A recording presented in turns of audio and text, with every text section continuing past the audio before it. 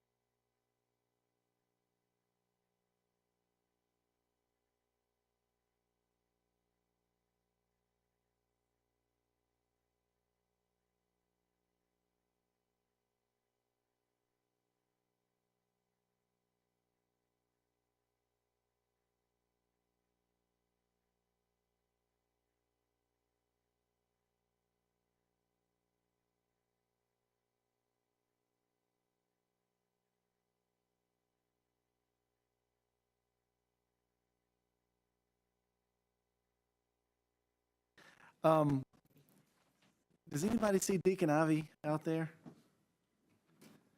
For those of us who are not wearing my glasses. Okay, that being said, please bow your heads. Dear Lord, thank you so much for allowing us to come in tonight to serve you and to serve the fine citizens of the city of Monroe. Please let us, Lord, act in their best interest at all times. Please be with us and guide us to make the proper decisions that you would have us to make for the betterment of our people. Please be with us as we act in a manner that's pleasing in your sight. We thank you for listening to our prayer. Amen. Amen. I'm going to call this meeting to order of the March 11th, 2025 City Council meeting for the City of Monroe. Let the record reflect that all members of council are present. We are missing Mr. Boyce. He works out of town, so we're hoping he kind of comes in on two wheels. I need a motion of the approval of the agenda, please.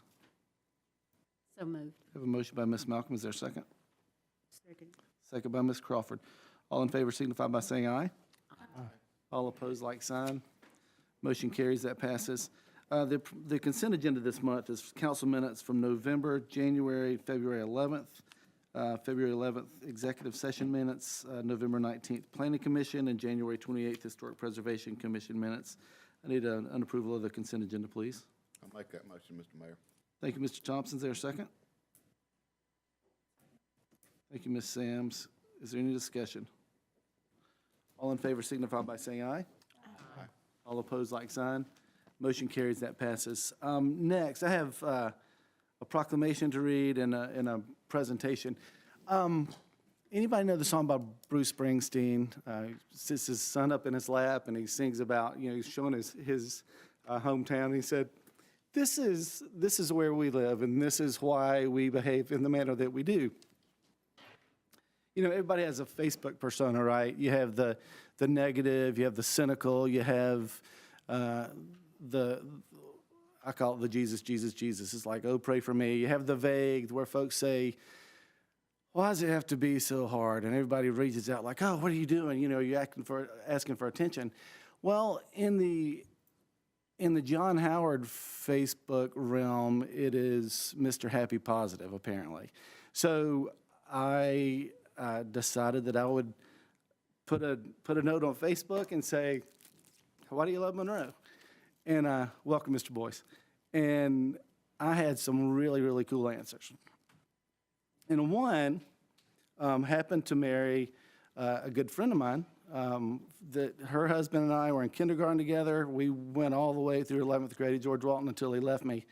And he met this cute girl named Stacy Lowe, who is now Stacy McCullers, and she works with Miss Malcolm. And I've asked Lee to read what she wrote. You want to go to the front, or you want to do it here? I'll go to the front, Okay. ask Stacy to join us. Stacy?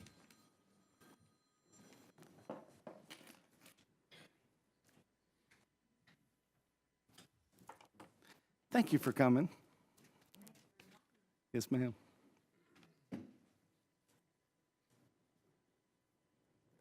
I'm quite honored to be asked to read this precious rendering of what is Monroe.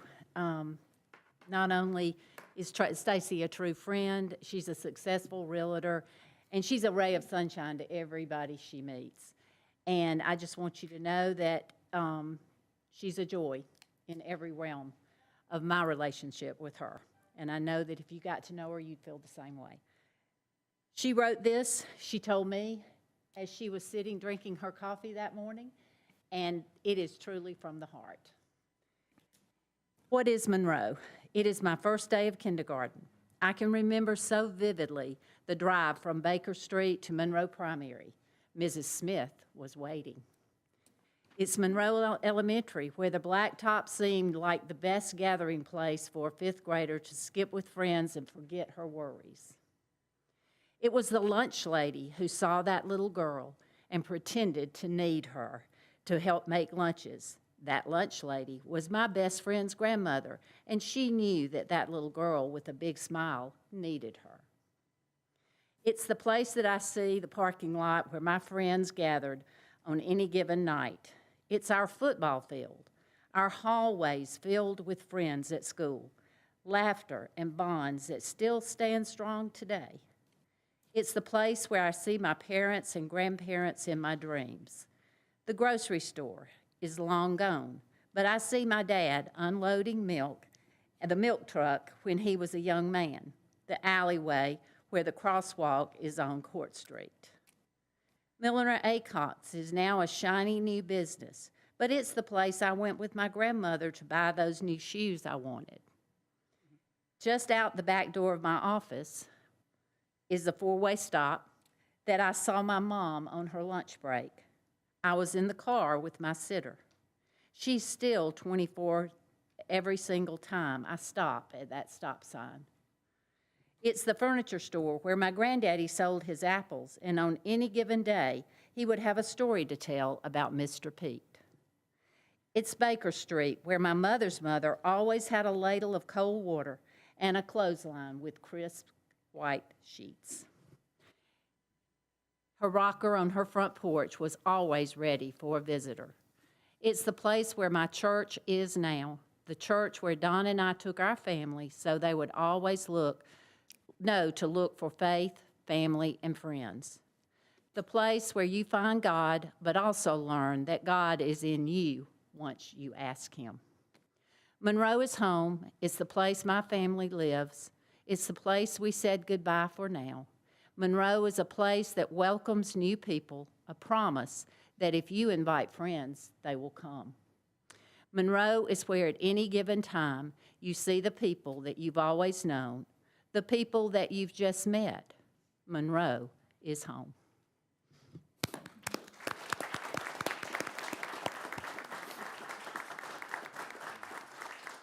And we as a council would like to present you with a Monroe pin, and we thank you. Thank you. Would you like to say anything? I would just like to say thank you, John, for that question. It was just right on time. Well, it was, and thank you so much. And I didn't listen to a word she said because I read it this morning and got all teary-eyed.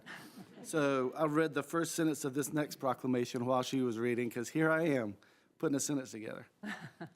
Thank you so much. And by the way, nobody ever comes in just to see us, so all these folks here are here to support you. Thank you for coming. Now, if you folks would bear with me for 1 minute, I have a proclamation to read, then everybody can head for the doors. We have tonight fundraising dinners at Europie for A Child's Voice, and then run over to Scoops to fund an MS awareness group that I'll be talking about right now. So, Denise, would you like to step forward, please? Denise Schneiders is a teacher, third grade, correct, at George Walton Academy. Has been diagnosed with MS last year. Last year tomorrow. Okay, and she is now taken it upon herself to be very active nationally with multiple sclerosis awareness. She has 2 daughters, one at Kentucky, right? Both at Kentucky. Graduated from Kentucky 2 years ago, and then a junior at LSU. Okay. Southeastern Conference is well represented with a lot of Georgia fans in here, the University of Florida, and we're bringing another couple, so glad y'all are here. Would you like to introduce your sidekick? So this is Scott Grimes. Scott also has MS. He was the only person outside of myself that I knew, and was actually the first phone call I made to say, okay, I was just diagnosed. What do I need to know? And so he was my sounding board, and also an educator. So as educators and coaches, the things we do is we lead and we help others. And so I've become very involved with the National MS Society. I have my MS Walk team, and currently I think I'm at about $2,400 raised for that team for the MS Walk here in Atlanta, April 5th. Then I'm doing the MS Leadership Challenge, which is a group to raise awareness, bring businesses in to support the National MS Society. So been involved with that. And then I'm doing a Finish MS in Anaheim, California in September. And I think collectively I've raised at this point for this year $4,500, looking to raise more. A cure is on the line.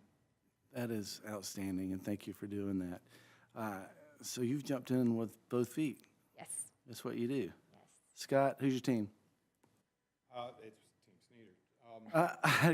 Good answer. Story, she reached out to me, and to be honest with you, I've had it since 2016, and taken a couple of blows throughout the years, and I'm a very extrovert person, and had kind of shrunken away a little bit. And when she reached out, and if anybody knows her passion and just her drive and her positive attitude can lift you up. And so she has lifted me back up into my fight to where I'm wanting to get more involved. Great. And so I'm on her team. So because I owe her, because she lit a fire under me again with this. So I thank her for that. That is great. I'm going to read this proclamation, then if somebody has questions, if you don't mind answering a couple. And if they don't, I think you have something to pass out, so I'll read. I don't do it as well as Mr. Rosenthal over there, but I'll try my best to do it very quickly.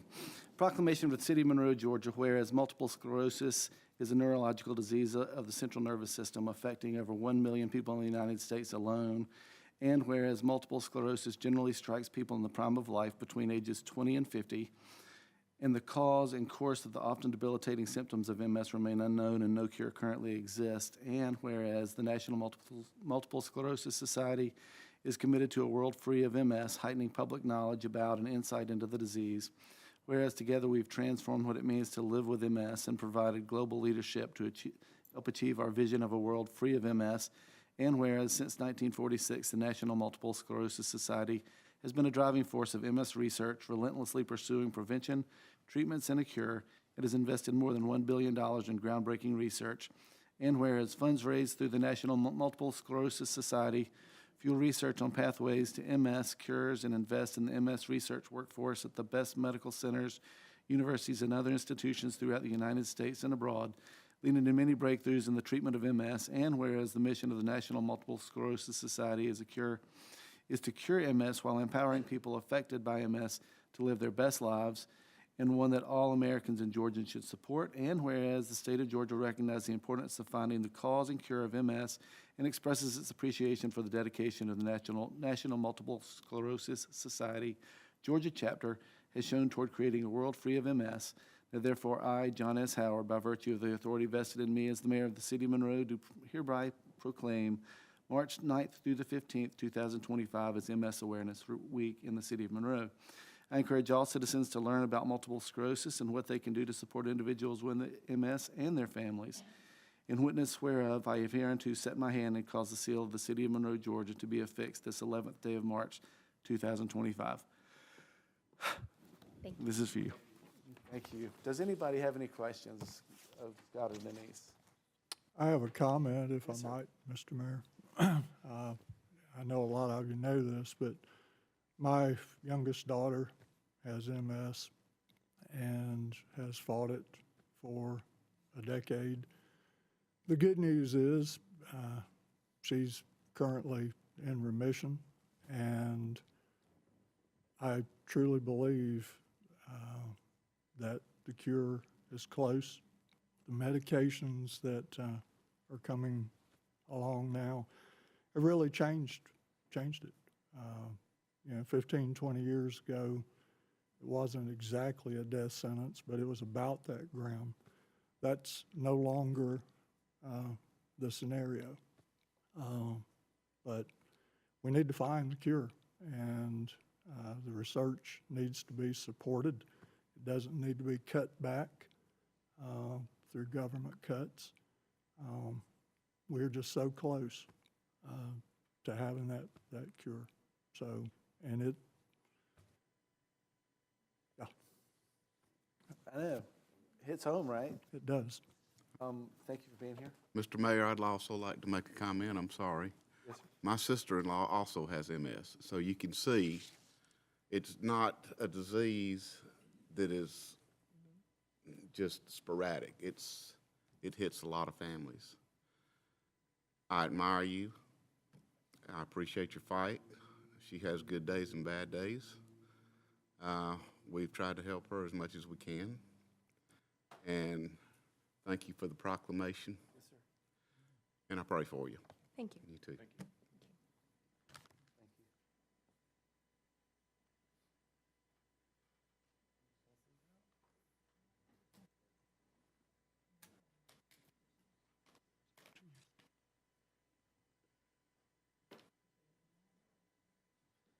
Exactly.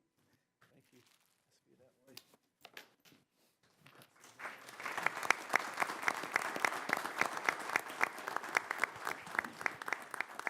Now, I don't know if any of you, or many of you in particular, want to sit through how the sausage gets made. You're more than happy to have you. If you'd like to leave, please feel free. But before you all get up and scatter, there are some folks that I do need to mention in this room. Mac and Sue McCullers, would y'all please stand? These are Stacy's in-laws. I've known these folks since I was 4 years old. They're the most wonderful people in the world. Gabe on the front, my far right, your far left is Donna Stacy's son. Dory Lord right here in the middle. She's my birthday twin. Apparently, not all people were made looking like this on January 24th. It's one of the prettiest, nicest, sweetest girls I know. So, great for y'all. I'm not finished. Don Holder and Kim McCullers Holder, Don's older sister and brother-in-law, they were the ones that I looked up to when I was at George Walton Academy in kindergarten, and they were like adults. They were the cool kids. So I'm so glad y'all came tonight, and thank you so much. Now you may go. Thank y'all. Good to see you. Thank you for coming.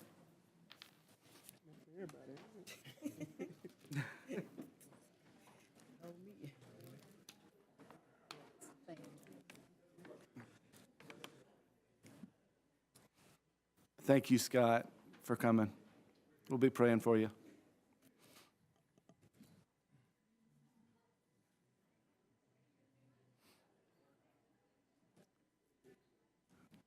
I think we'll go ahead and start on this, and I'll speak very slowly. We can move to business items. The city administrator report. Thank you, Mayor. Yes, sir. I'll just bring up one item for your attention. You know, we all went through a lot of work and a lot of explanation, et cetera, on House Bill 581 and whether we opt in or opt out. Met last week with Representative Bruce Williamson and Representative Ray Martinez, who have sponsored a bill, House Bill 746, that we just got. It was just dropped yesterday.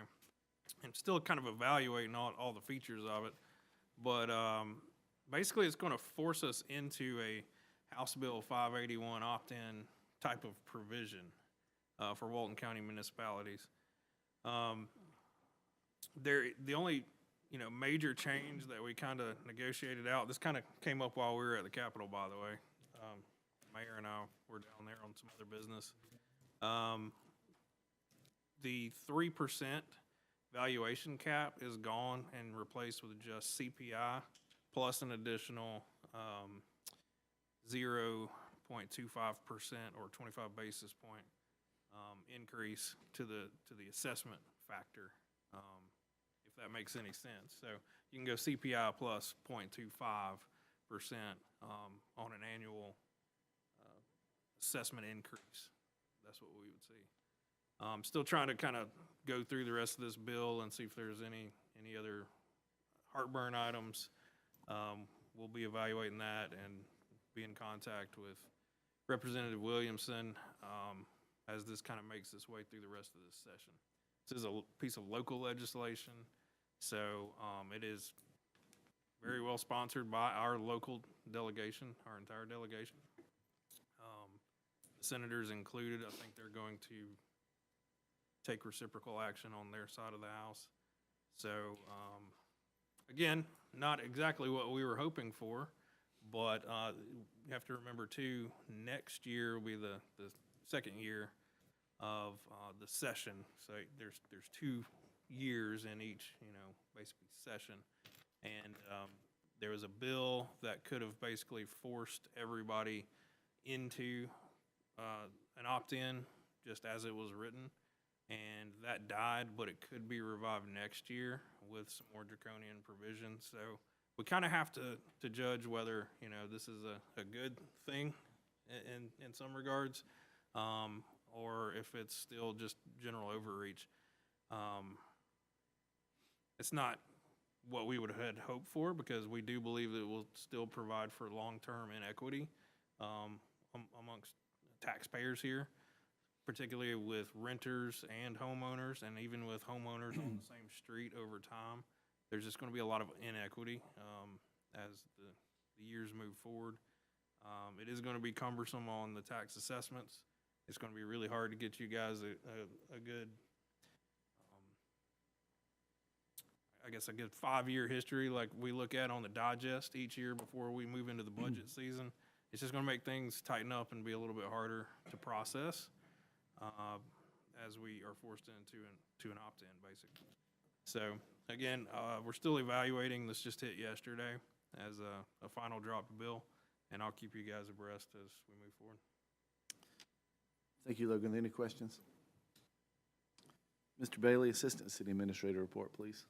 Thank you, sir. And I'm going to combine central services into this too. Mr. Croy's not here with us tonight. I wanted to give kudos to 6 of his guys that religiously cut grass, clear out our parks, keep our grounds in order.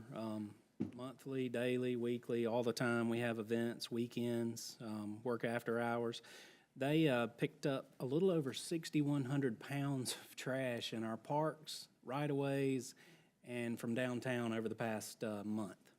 So that's just what they do. I swear, it's like they had a competition when I saw the number during the month of February. But hats off to those guys and how hard they work rain, sleet, or shine.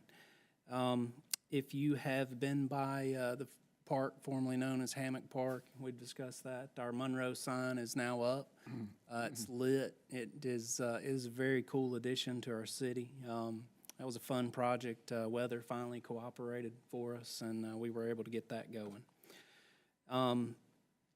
Airport, we have a state inspection on March 27th. This is a biannual inspection that we go through every other year. Everything should be in good working order. We still have the obstruction elephant in the room that we have to remove over the next couple of years, a lot of trees and whatnot on property and off-site, but that process has started.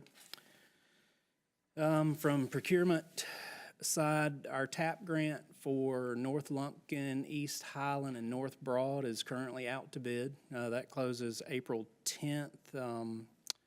So we should have that back before council. I'm not sure if in April, probably in May, for acceptance and approval. The hotel RFQ, the bid close date was moved to May the 5th.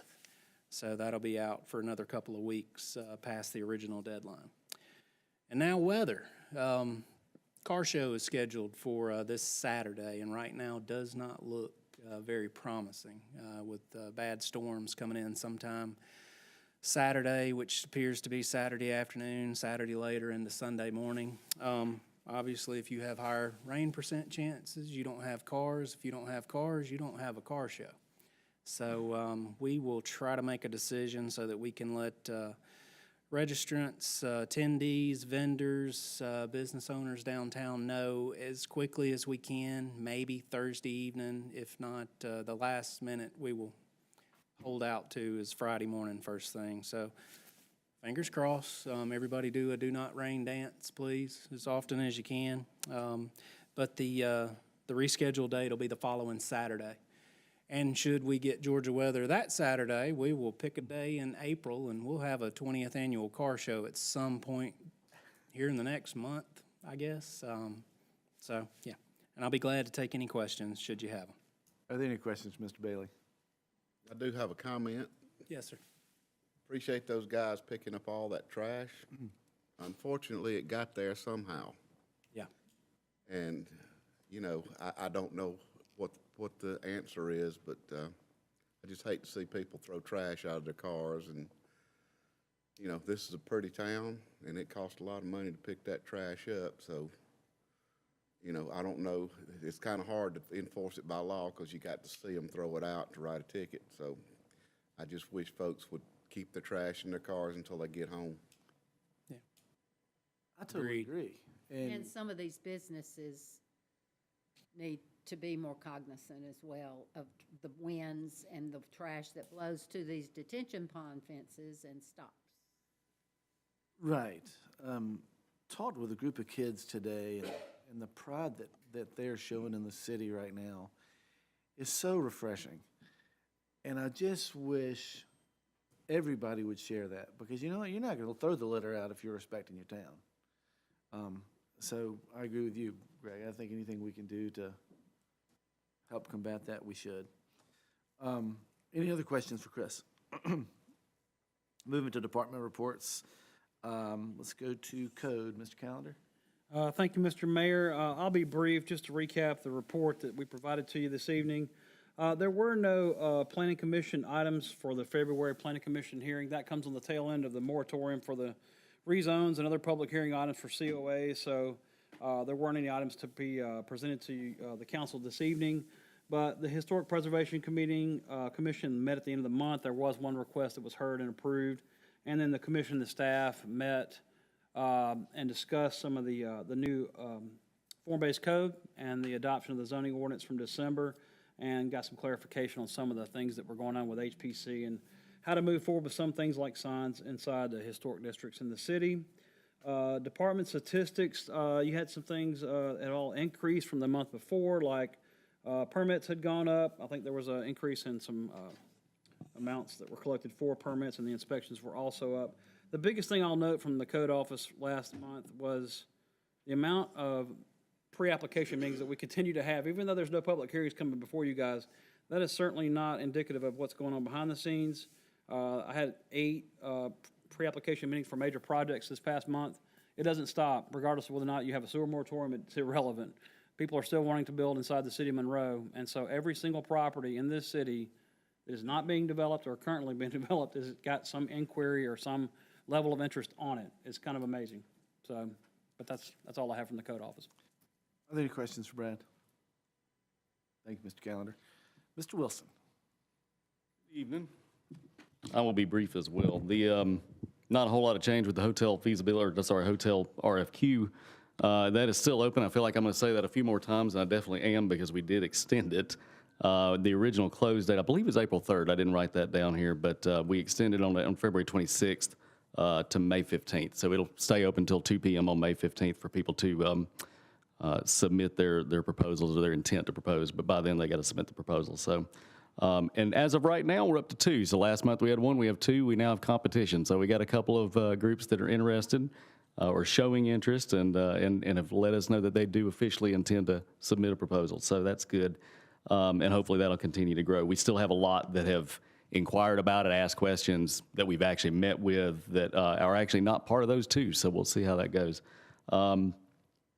Economic development, social media, I should say. It's Facebook, now it's social media.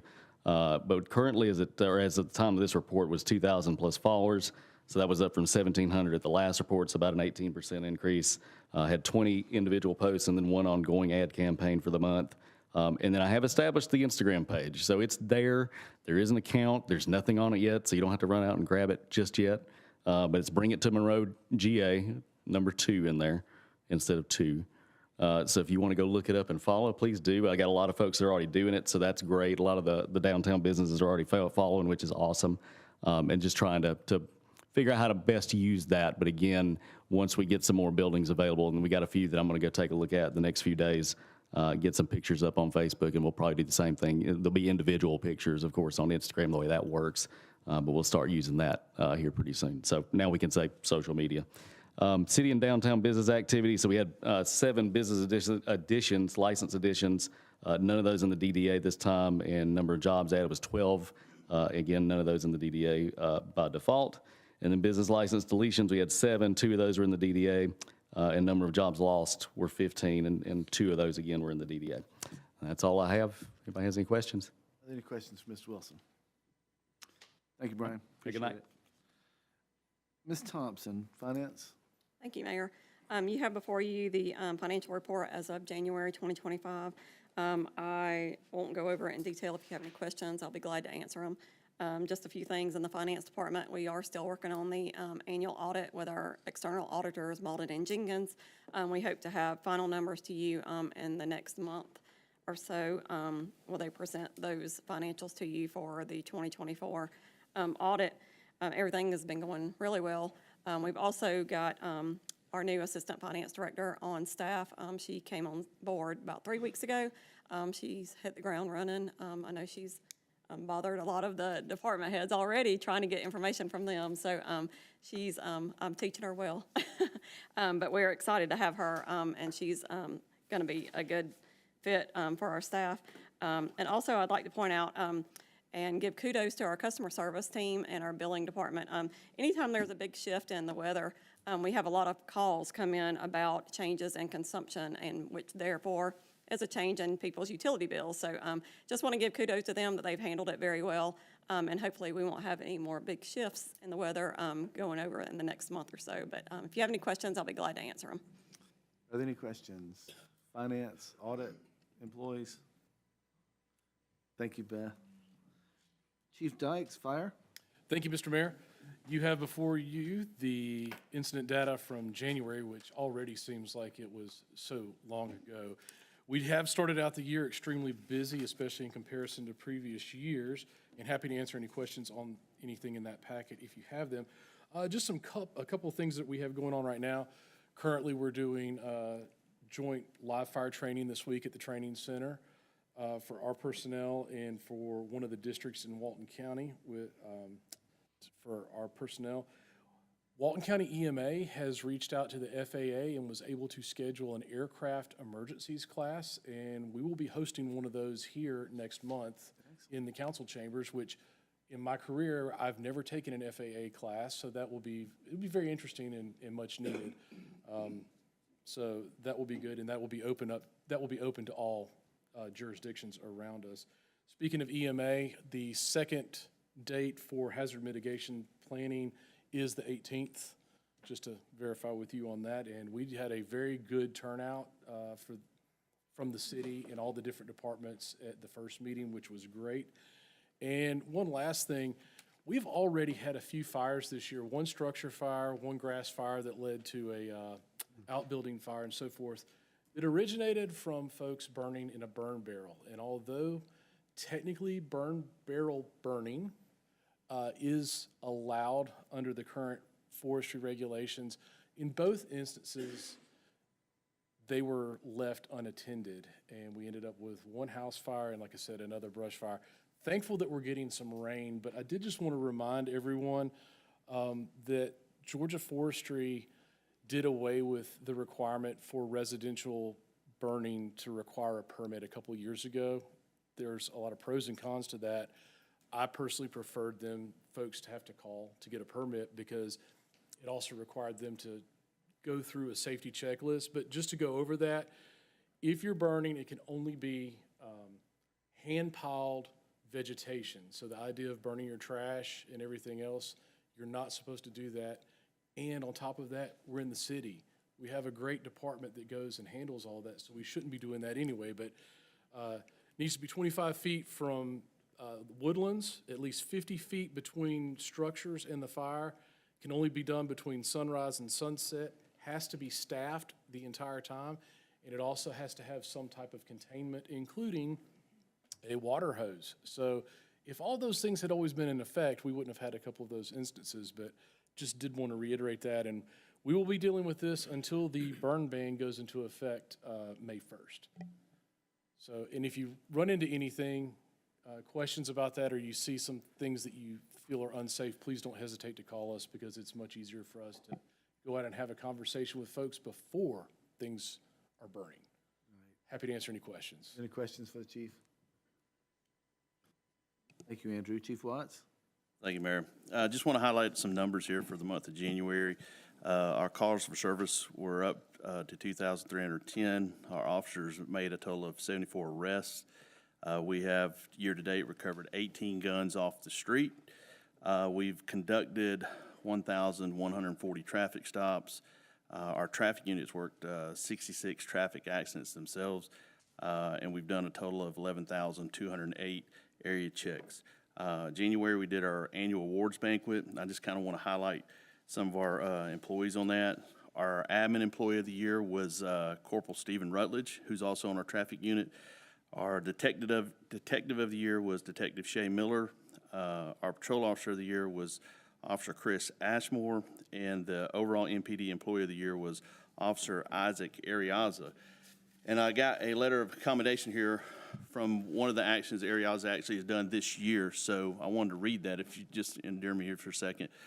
On January the 8th, 2025, Monroe Police Department received a BOLO from a neighboring agency, Social Circle PD, in reference to a kidnapping.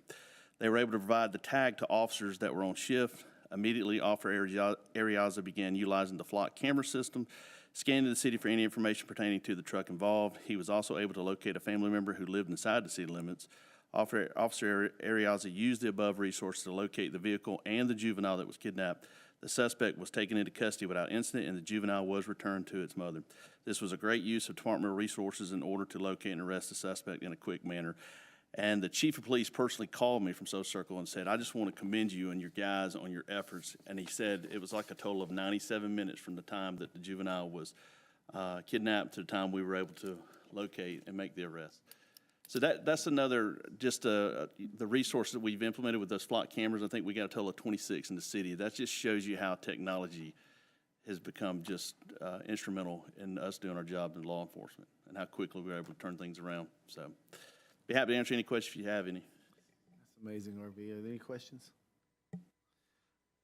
18 guns taken off the streets. Is that average? Is that good? We average, if you look over the years of the department, we average about 6 guns a month. So it's a little up, but I mean, guns are becoming more and more prevalent in our search warrant stuff, and interactions with criminal activities. Right. In fact, just today, I was just talking to Sergeant G, they had a stolen gun today, correct? So, it happens all the time. Got it.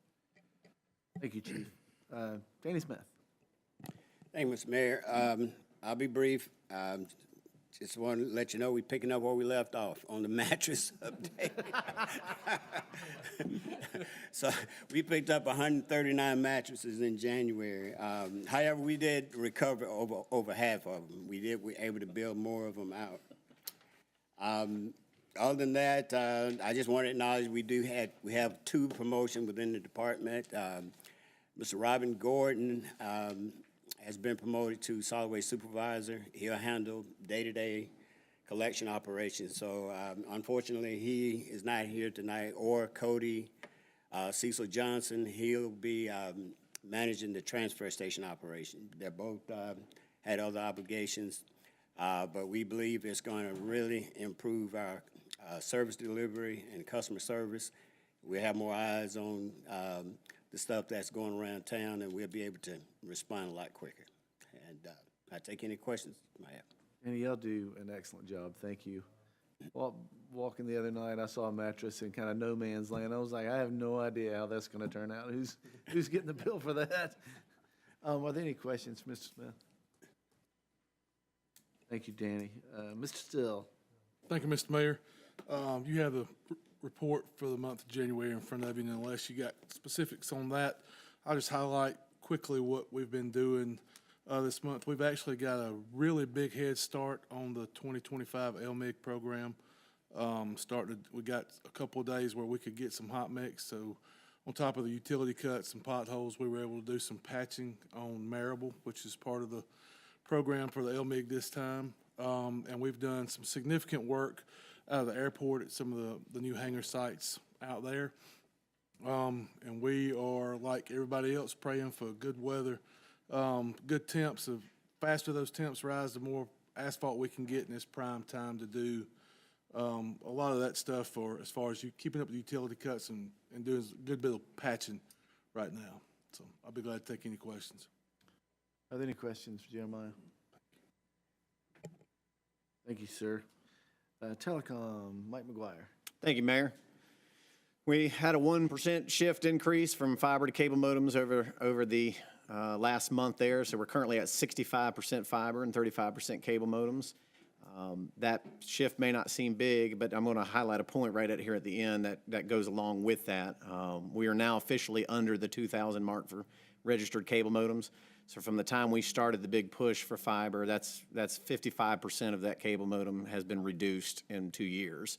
So good progress. We still got a little bit to go there. We're still working hard on it. Our GTC project that we've been working on for a long time is just about completed. The physical build is done. It stretches all the way from Gratis Road all the way down to Old Mill Run near I-20. It's a very long circuit. When we got into this project at the start of last year, it turned out to be a lot bigger than we originally thought it was. But Brandon Brown and his teams have been working, his contractors have been working really hard to get that completed as quickly as possible. And so they're in the testing phase now. So the physical build is done. They're shooting it to make sure everything's clean, everything's good. And we're hoping in the next week or two, we'll be able to turn that over to GTC. That'll be one thing we can check off of our list. So we're really excited about that. The Arista project for replacing our core infrastructure gear, it is fixing to take off. We got our finalized quote from our provider, and we hope to have a PO issued this week, and so we'll be ordering that to come in. And you know how excited I am about that because I've talked about it before. We got a couple subdivisions that we're working on. The River Point out there off Cedar Ridge, we're joint trenching with the gas department now to put the infrastructure in, and that one will be ready to go once that's completed. We got 2 more in the wings, Hambrick Station and the Vines at Monroe are getting ready to go. But the big thing I want to touch on right here at the end is even though we only had a 1% shift from fiber to cable modems, David Garcia and his team came up with a plan and executed it literally within about a week to get all of the apartments that are ready, 4 different buildings out at the Jacks pre-installed. I talked about it once before, but they literally had boots on the ground last week, and 4 of those buildings have been completed. It's 168 ONTs. It's 168 potential customers that are pre-wired and ready to go. And we've already activated 21 of those customers in those buildings. We didn't even have to roll a truck out for that. That's huge for us. It makes it easy for the customer, and it makes it easy for us because we don't have to dispatch additional resources.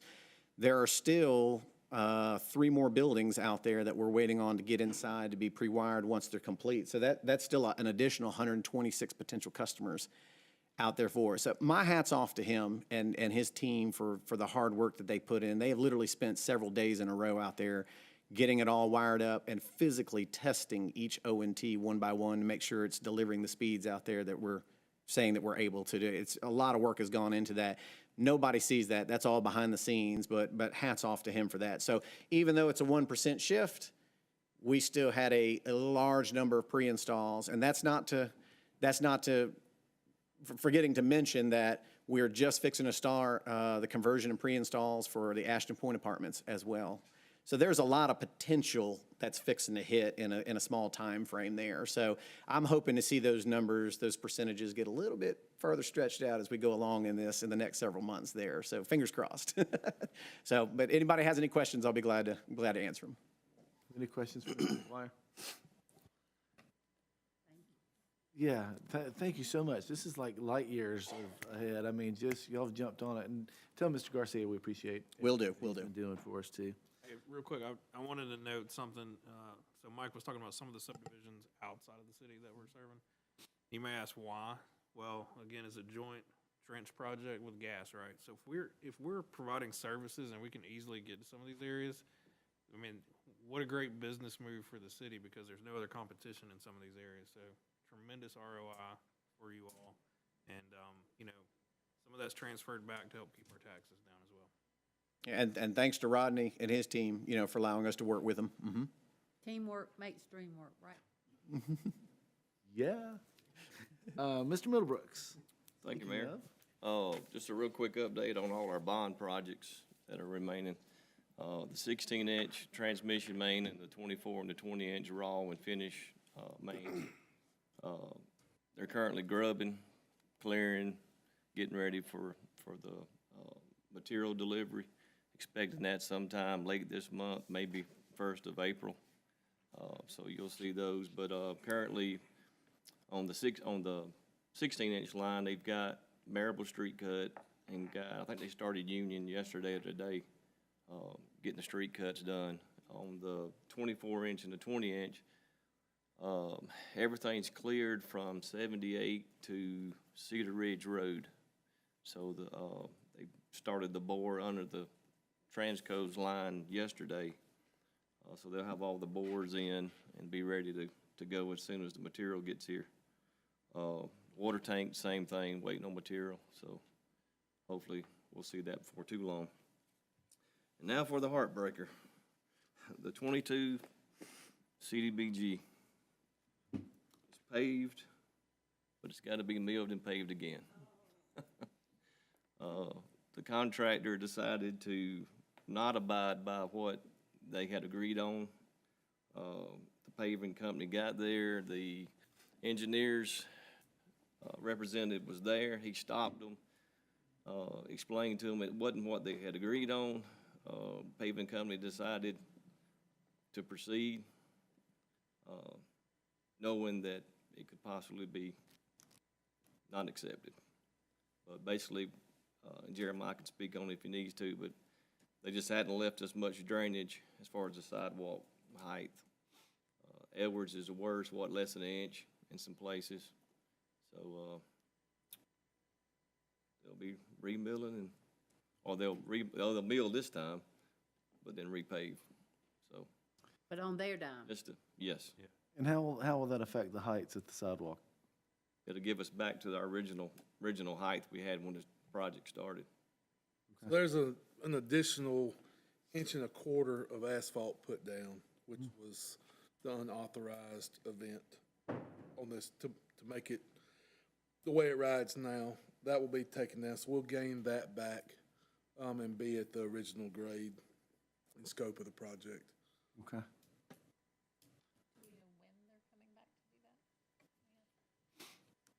Probably fairly soon, we'll update everybody. Quick, yeah. So it'll what, be summer before any of that can, Hope not. I hope it's not that long. okay. I hope not. I was thinking too. Is that it? That's all I got. Are there any questions for Mr. Middlebrooks? Thank you, Rodney. Thank you for staying on them. I know the folks over in Edwards and Stowers and Glen Iris and Bryan are going to be happy to see you. Ms. Thompson, renewal of PNC. Thank you, Mayor. So this is our annual renewal of our property and casualty insurance, the renewal of the insurance. It's effective April 2025 through April 2026.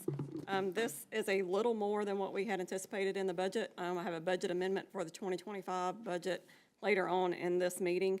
But for right now, I will turn it over to Bob Seville with Seville Insurance. Y'all probably know him from previous years, who will give a rundown on the increases and the changes. And that you were passed this out, it's the green and white paper that gives a detail of the renewal. Thank you, Beth. And I'd be remiss if I didn't thank Danielle on everything she's done. She's been just a godsend. And, you know, I work all hours of the night, and I'll call her at 10 o'clock or text her, and she'll respond. And I think we need to recognize that. I have to use my glasses. You may have to as well with this little type on here. But the green columns are our renewal, and the white column is what we had last year. So what I've tried to do is highlight the most significant parts that have changed. And down at the bottom, you'll see, it's not highlighted, but the increase is 23.73%. So we started out this, and y'all may have read Georgia's been declared the worst state in the union for insurance. And you've probably seen that on your homeowners. I know I have. And so that's put a lot of pressure on the whole insurance market. And that's why Governor Kemp has introduced this tort legislation that we've just passed. And that'll be helpful, but it takes a while for that to get implemented. And it's probably not the end of it. I know that we'll probably have another version of it in next year's session. But with that said, we went out to the insurance market to see what other carriers would do and what it looked like. And we've made a few changes on here as a result of that. Travelers was on everything last year. And so the other carriers came in, and they were almost a 45% increase. So it was dramatically higher. And what we're seeing is all the carriers that are in the marketplace, those that are left, are driving. The losses have a major impact on the rates. So we went to work, and we worked with Travelers some, and then we pulled the law and the public official liability out. If you look down towards the bottom there, you'll see in the carrier column, you'll see Greenwich down there. And that's a quality company like we have for Travelers. And they have good claims service. And so we've done this in a number of cases where we're able to pull the law and public officials out and isolate those and avoid the increase that they're taking across the board. So you'll see the premiums on the law actually dropped, went down quite a bit, and a little bit on the public official and employment practices. So I highlighted out to the side of those, you'll see in red the limits. So we have 2 million limits. We had to take it off this umbrella that's down a couple of spots below that. And so the Travelers umbrella doesn't go over the law and public officials. We just increase those individual limits to give us the same thing there. So that's why that's highlighted in red. And then if you move up the sheet a little bit to where the auto, that's the second matrix up there, you'll see out to the right that I've highlighted the deductible on the auto liability to $25,000. It was $10,000. That's fairly common when cities get this size and the premium gets this size. But really, as our premium continues to grow, we'll look at self-insurance at some point in time. And this is a mid-range step towards that. We're still on a deductible program, lower numbers, but eventually we'll be big enough that we'll self-insure pretty much like the workers' comp is. And but that's not this year. And so you'll see those two deductibles went up a little bit. We also took on the property section, which is right about the middle, you'll see a red number there. And the property went up about $8 million. Most of that is in the utilities. We haven't increased the value of the plants, water and sewer plants at all in quite a few years. So I would say 90% of that's loaded into those plants. And we'll probably increase that a little bit more next year depending on, we value that based on the gallons per day it produces. And it's a little hard to back into all those numbers, but they have standards they use for that. The only other change that I wanted to mention was on the public official in law again, and that is we took that deductible up from $25,000 to $35,000. We don't have much frequency on those lines, and that's an area where it makes more sense to take that up a little bit and achieve the premium savings. If we'd have stayed with Travelers, this would have probably been $50,000 higher in that section. So that's just a brief synopsis of this sheet, and there's a lot of numbers on there. If y'all have any questions, Mayor, you have? Yeah, Bob, I do. Looking at law enforcement liability, is there a reason that we doubled those limits? You might have said it, but Yeah, it's a little confusing there. If you look down right below it, the umbrella, last year we had that umbrella went over that law enforcement liability. So we had that million down there to be over top of the million. So since we had a different carrier, we had to pull it out individually, and we just loaded that in there. So it's equivalently the same. are there any questions? For Bob or for Beth? Hearing none, I'll entertain a motion.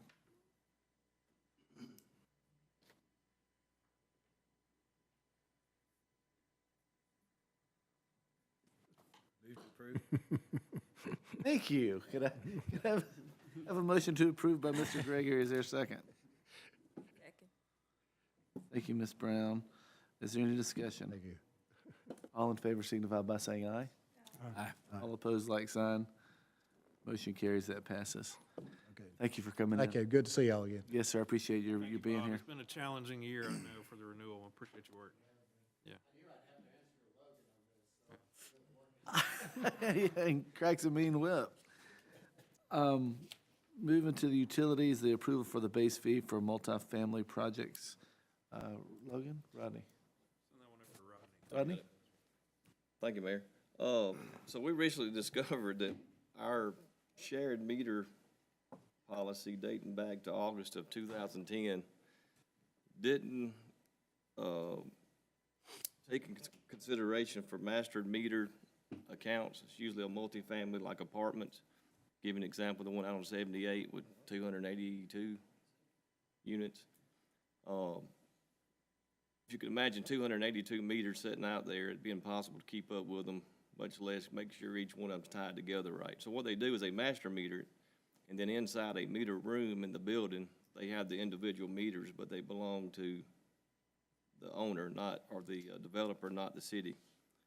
But our policy for the base charges for water and sewer, we didn't have an option for it. So we're asking you tonight to add option 3, which is at the bottom of the form there. It says multifamily properties or any properties that have multiple residential units supplied by one master water meter. This would include apartment complexes where individual meters are not feasible. We're proposing a base charge for these properties at $15 per month each, water and sewer. And it'll be billed to the master meter account. If you got any questions, Are there any questions try for to answer Rodney? those. I'll make that motion. Thank you, sir. Accept that. Motion to approve by Mr. Thompson. Is there a second? Second. Second by Mr. Dickinson. Is there any discussion? All in favor signify by saying aye. Aye. All opposed, like sign. Motion carries, that passes. Moving to the water connection fee for multifamily properties. Rodney. This is also another recent discovery. When I did the water and sewer tap and connection fee study, I failed to change the multifamily residential connection fees. The old one is at the bottom of the page there. I didn't change it to match the new rate. So I'm asking you to change it to, I gotta go to this next page. So it would be the number of units multiplied by the $2,300, which is the residential connection fee.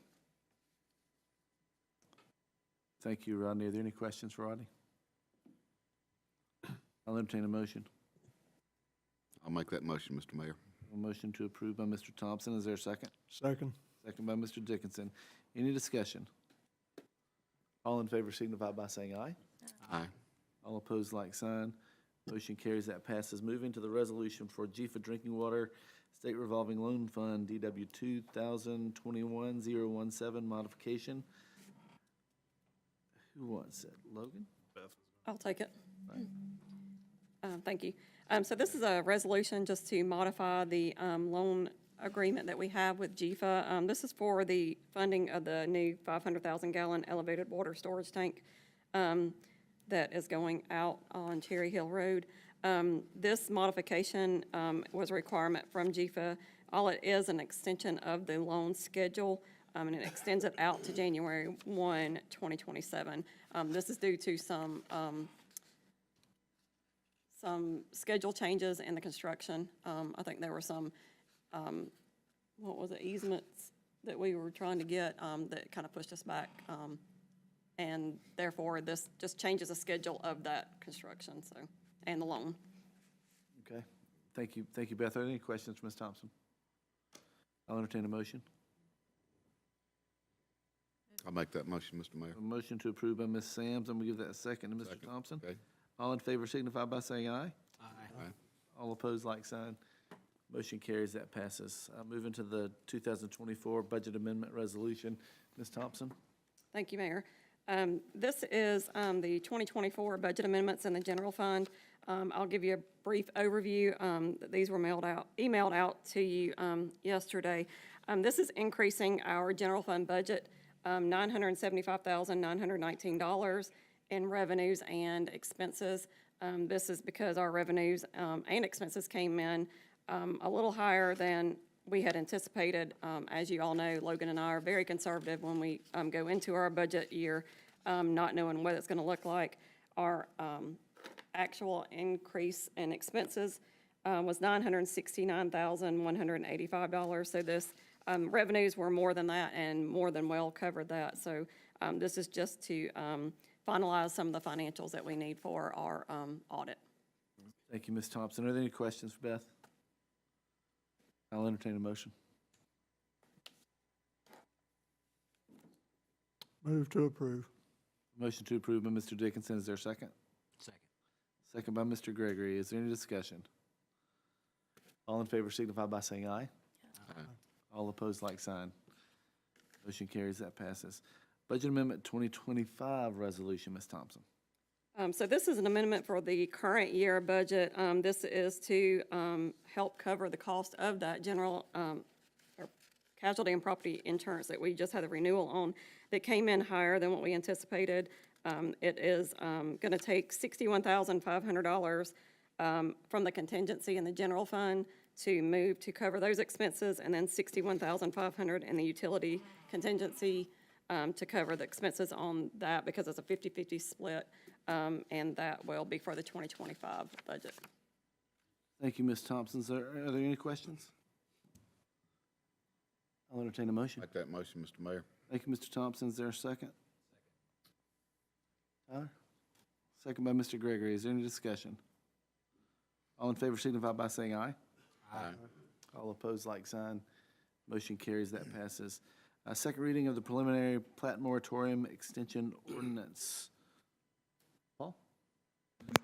Yeah, Mayor, I'll be happy to answer any questions you have. This is your second reading. Your first reading was last month in February. This will be your second reading on March the 12th. Logan can add any other color that he wants to on this. But basically, this is a moratorium to prevent the acceptance of preliminary plat applications outside of the city core for residential major projects through September 30th, 2024. Major residential project is defined as basically 10 units or larger. Brad or myself or Logan can answer any questions. This is similar to the ordinances that have been in place, the moratoriums that have been in place prior. So with that, a motion to accept the ordinance after second reading would be appropriate should you be so considered to do it. Thank you. And we can waive the second reading, correct? Well, this is the second reading, and as long as nobody asks for it to be read, I know, we changed some wording last month. I just want to make sure. yeah, and we're about to do that next too, so. Anybody have any questions, comments, motion? Move to approve the extension. A motion to Said approve. anything less than 10, more than 10 lots. Correct, outside the city core. Have a motion to approve by Mr. Gregory. Is there a second? Second. Second by Mr. Dickinson. Is there any discussion? All in favor signify by saying aye. Aye. All opposed, like sign. Motion carries. That passes. Moving to the second reading of the ordinance amendment of the legislation administration. Thank you, Mayor. I'll take this one. And this one, sub E, legislation administration edits to Chapter 2 of your Code of Ordinances, is in conjunction with edits to your charter, a charter amendment, which will come up next in Section 2.12. And this is to clean up a couple of things. Number one, it's to make it very clear that any action y'all take, regardless of the nomenclature we put to it, is y'all's action, and it is the law of the land as it would be as it relates to City of Monroe. So it clarifies and makes it clear that either ordinance or resolution has the effect of law. There was some ambiguity on that prior. The other thing it does is it makes it clear on what you were asking for before. So number one is ordinances moving forward. Should you adopt both this ordinance and the charter change ordinance amendment, you won't have to have second reading, meaning the matter can be presented and then passed at that meeting. And it can be passed either by ordinance or legislation unless law requires otherwise. And it spells out that once we have published the ordinance online and made it available, and staff has provided a summary of it, then the actual literal word reading of the ordinance is not necessary and does not even have to be waived. But instead, it's the alternative. If any one of you wants the ordinance to be read, then just one of you has to say, I want it to be read, and then I will sit here and talk for a long time and read it for you. So that's what this does in conjunction with the edits to Section 212 of your charter. So if you're so inclined to do this cleanup, it would be an ordinance, a motion to approve the ordinance amendments to Chapter 2 as presented after this, your second reading. Thank you, Mr. Rosenthal. Any questions? I'll entertain a motion.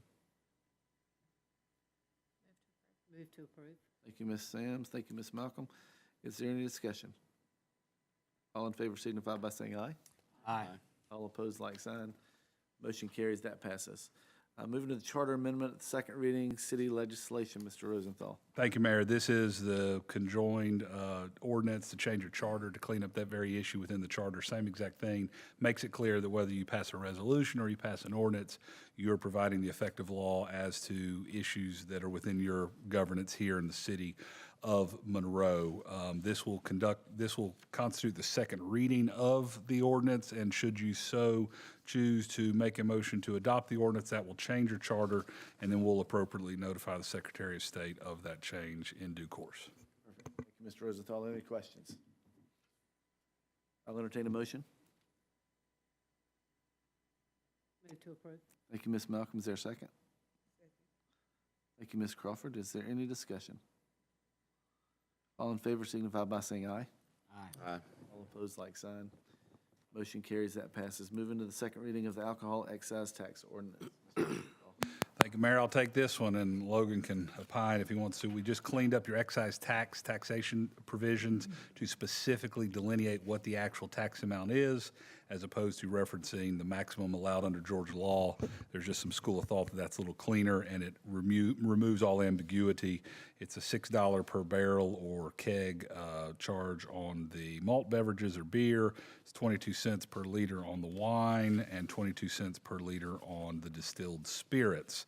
And so this will be your second reading of the amendments to this portion of Chapter 90 of your taxation relating to alcohol beverage excise taxes, should you so want to adopt the same.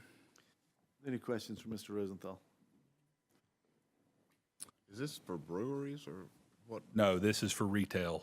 This is for retail sales providers, so package sales at beer and wine sales, and should you pass the liquor store ordinance next, it will apply there as well. So convenience stores, grocery stores, and other retailers of package sales of beer, wine, and assuming eventually liquor. It doesn't really change what you're paying right now to the state. It just codifies exactly what you're paying to the state. I'll entertain a motion. Move to approve. Ms. Malcolm, with a motion to approve, is there a second? Second by Ms. Sams. Is there any discussion? All in favor signify by saying aye. Aye. All opposed, like sign. Motion carries. Moving to the second reading of the retail package sales ordinance, Mr. Rosenthal. Thank you, Mayor. I'll take this one too. And then I'll be happy to answer any questions, and I know that Logan can opine as well. This is the second reading of the amendment to your Chapter 6 alcohol ordinance for the purpose of cleaning up a few little sections that relate, and primarily for dropping in a brand-new section, Article 4, retail package sales of distilled spirits. This is being passed in accordance with the referendum that passed at the election last year, answering in the affirmative for the sale of distilled spirits by the package.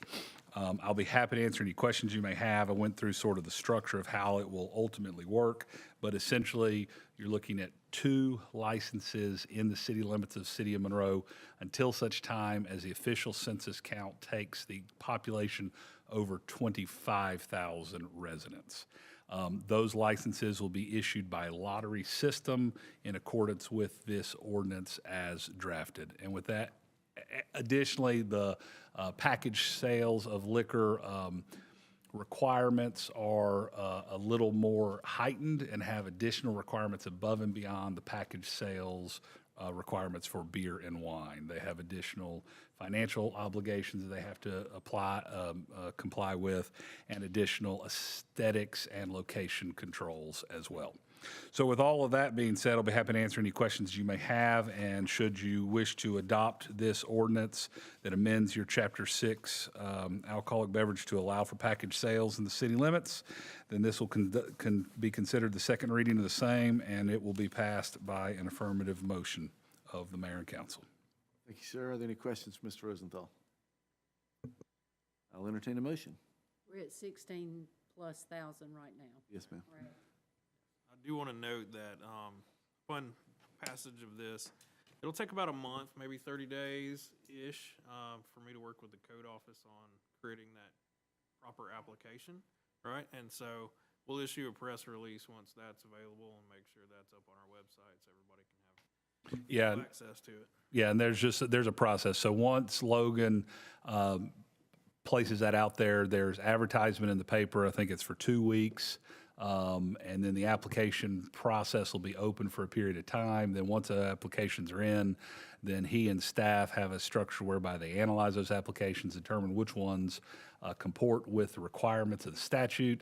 And if it is determined that more than one application complies with the statute, then at that point, that's when the lottery system process is triggered under the statute.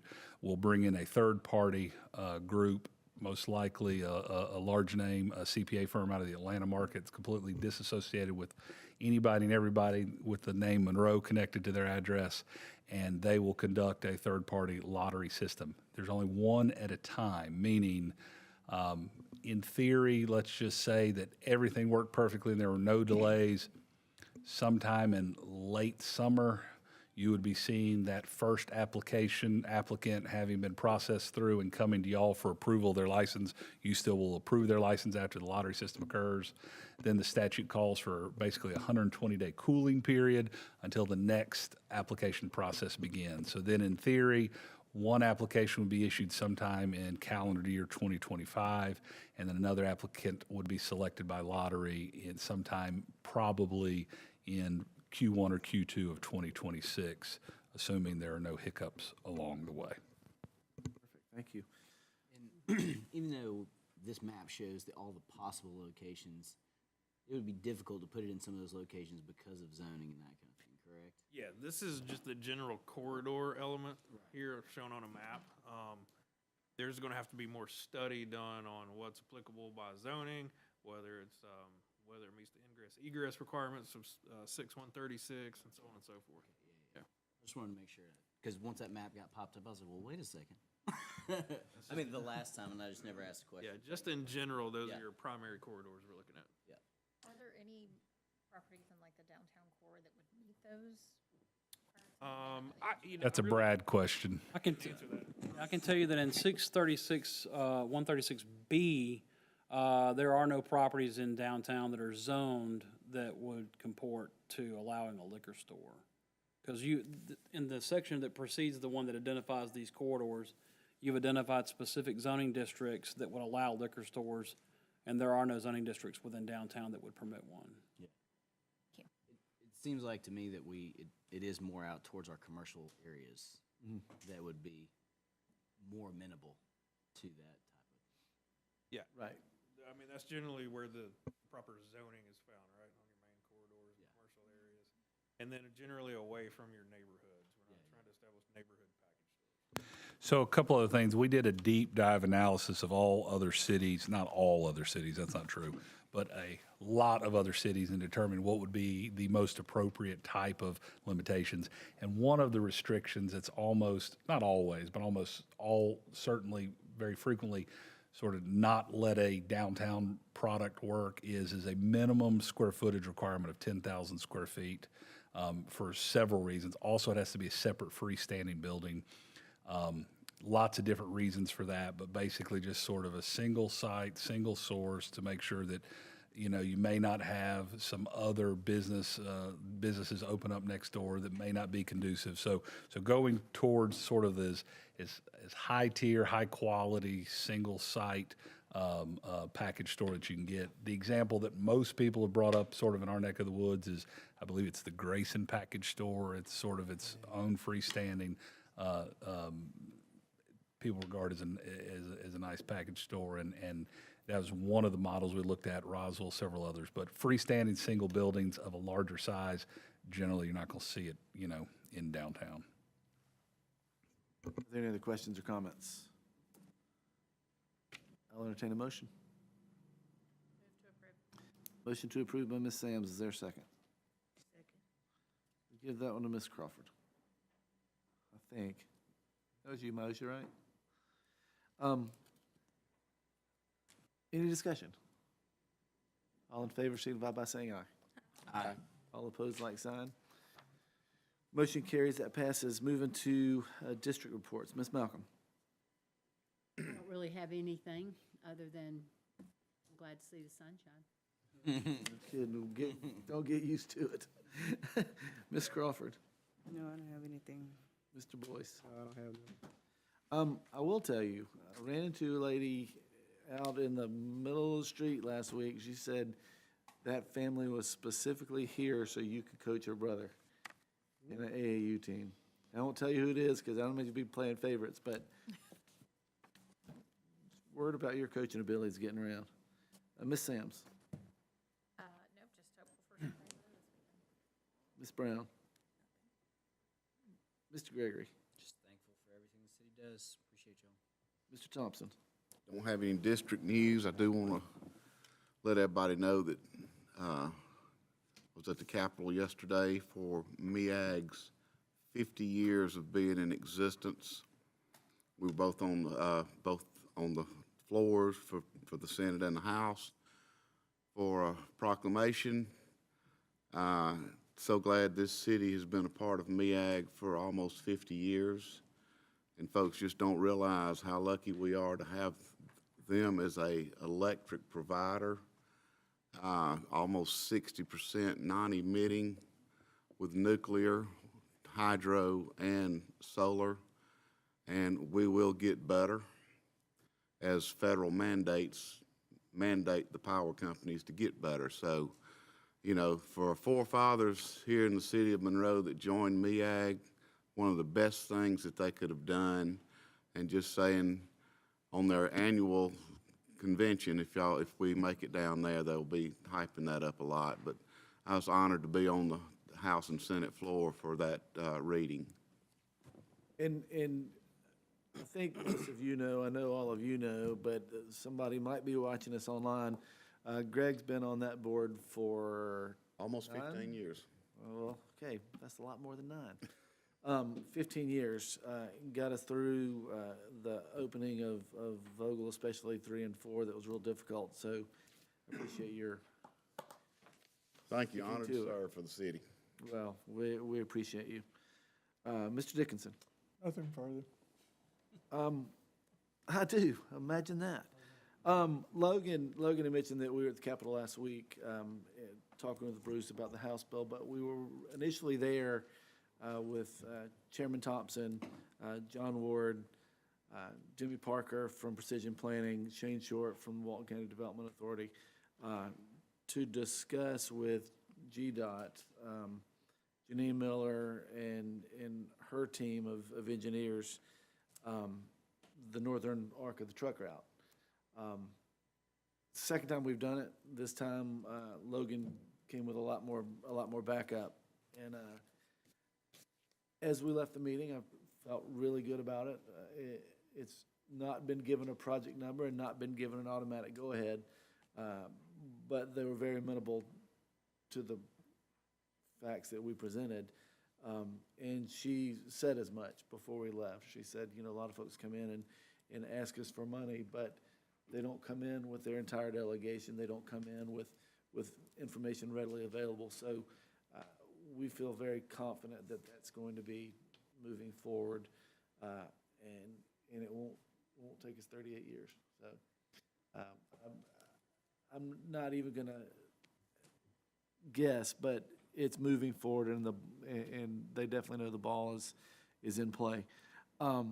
Secondly, we recognized Stacy tonight because just a wonderful person, longtime person from Monroe. And, you know, I try to bring in folks at the beginning of every meeting, whether it's the YMCA or a church or a youth group, anything that's going to positively impact our city.